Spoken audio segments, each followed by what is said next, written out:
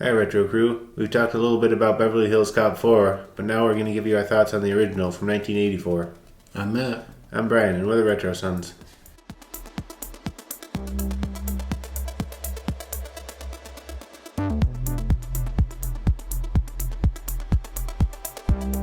This is a really good movie.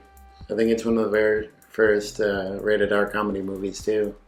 Yeah, it's definitely the best of the series, in my opinion. Well, we haven't seen 4 yet, but Yeah, but my guess is this one's better than that one. most likely. Can't know for sure. I know 3 is the worst. 2 Yeah. I don't remember too well. Is that the one with Brigitte Nielsen? I don't know. Brigitte, however you say it. Nielsen?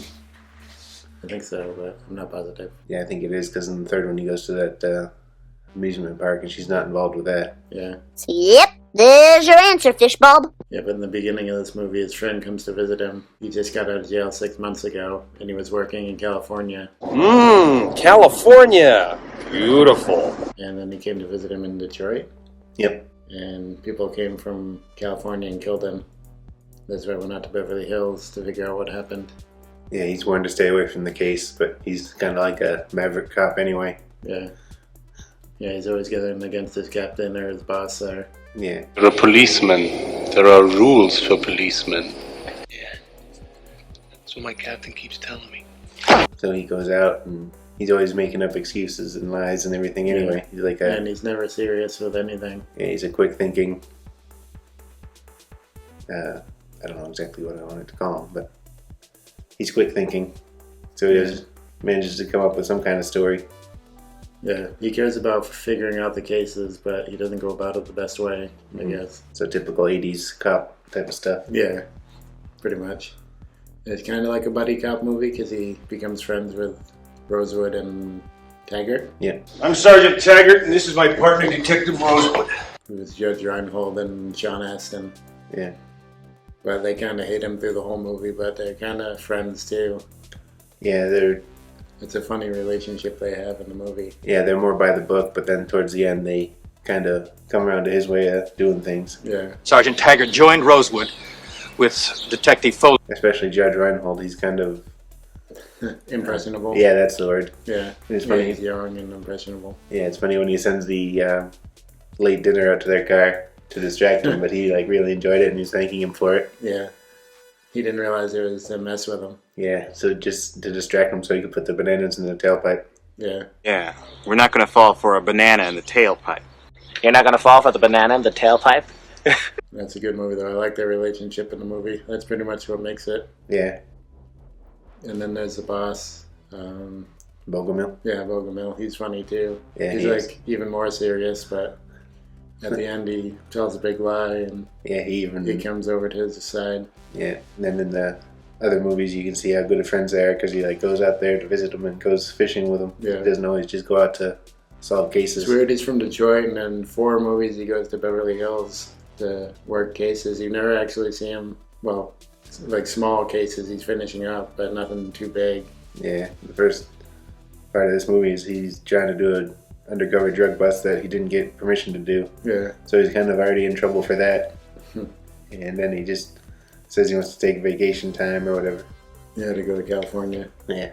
He was lying. He was lying about that, too. And his lies when he gets there to stay, like for places to stay, get worse and worse. Like in this one, he lied to the hotel saying that he was with the Rolling Stones to do a story on Michael Jackson and they lost his reservation. On top of the world or something. Yeah.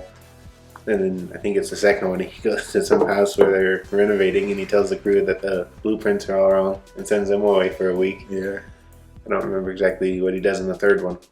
But, yeah. It's always crazy stuff that wouldn't work in real life though. no, right. It could. Nuh-uh. And then it ends up the place his friend was working in California was running drugs and bear bonds. Yeah. They had a import company, and they're getting rid of the stuff before customs could check it. And it was some art dealer that his friend worked at. Victor Maitland, the main bad guy. Yeah, that wasn't his friend though. I know. That was the main bad guy, though. Yeah, Which I thought you were just talking about. The art dealer yeah. guy. He owned the art studio and the import company. Right.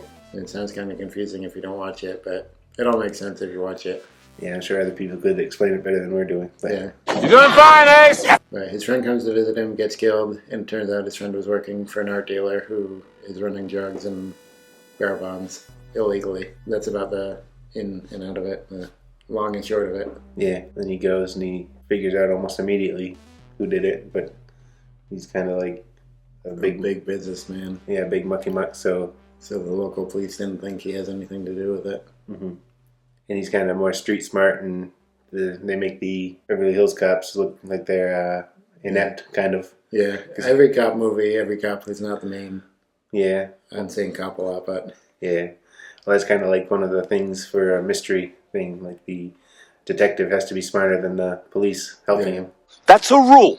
He's always have to have like a bumbling sidekick, like Why do Watson's they? Sherlock Holmes. I don't know. I don't remember who exactly made it up. If it was Edgar Allan Poe or if it was Conan Doyle, but that's kind of like the rules they set down for For cops. for detectives. I don't know. It works though. Yeah, like in Sherlock Holmes, you had Watson as his sidekick, and you had Lestrade as the inept police person. It was even more inept than Watson. Yeah, Not that Watson was that inept, but compared to Sherlock, he seemed it. yeah. I mean, the Jude Law version of Watson was most like the books, I think. Like, and Martin Freeman in the Sherlock series, which is also good. Yeah, I've never seen that. And I think you should. Yeah. But like, he could actually fight, and he was an army doctor, so he knew his stuff. Yeah, but he wasn't as good at solving crimes as Sherlock. Yeah, for some reason, a lot of adaptations made him seem very stupid and like in awe of Sherlock Holmes. And like I said, I like how Jude Law's version was more, they were like actual friends or kind of like brothers, people who live together and can get sick of each other. That was my waistcoat. I thought we agreed it's too small for you. I'd like it back. I thought we agreed. I want it back. And the Great Mouse Detective, that made him seem really dumb. Yeah, they did. Dawson. Yeah. Yeah. But anyway, that's why the cops in Beverly Hills Cop seem so inept. Yeah, or any movie. Right? That's a cop movie. Because they can't have them looking better than the main character, pretty much. Yeah, that wouldn't be good. No. It's a really good movie, though. It's 40 years old now. It came out in 84. Right? This is crazy to think. Yeah, it holds up, though. Yeah, it does. In progression of everything is good. It, like, I don't know exactly how long it is, probably an hour and a half. But it doesn't feel too long at all. Yeah. Is that important? It's the type of movie where it plays the Beverly Hills theme over and over. Yeah. That's not the only tune they play. There's a lot of good songs in this movie, but every time some action happens, a Beverly theme song. Or if he's just driving from A to B, it'll play. Like when he was driving home, it played. Yeah, so it's one of those movies, but I'm pretty sure every 80s action comedy was.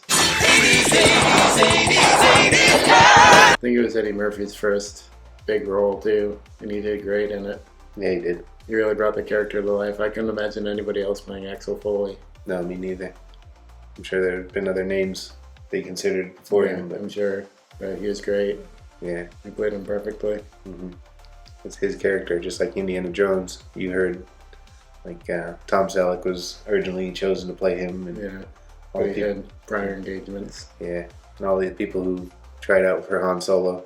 You couldn't picture anyone else but Harrison Ford now doing it. Yeah, it would be weird. Yeah, it would.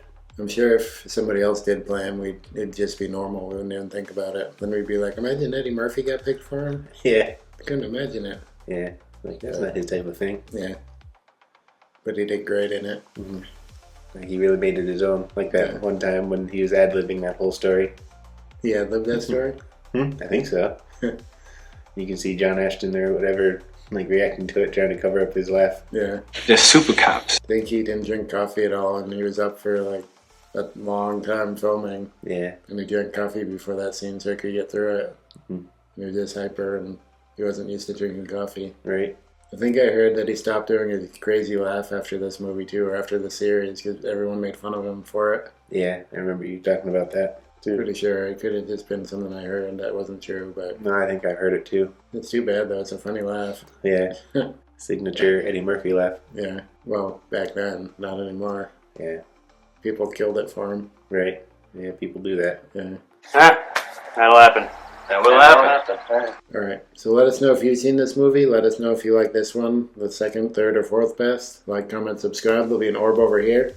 Watch one of these two videos, and we'll see you in the future. To talk more about the past.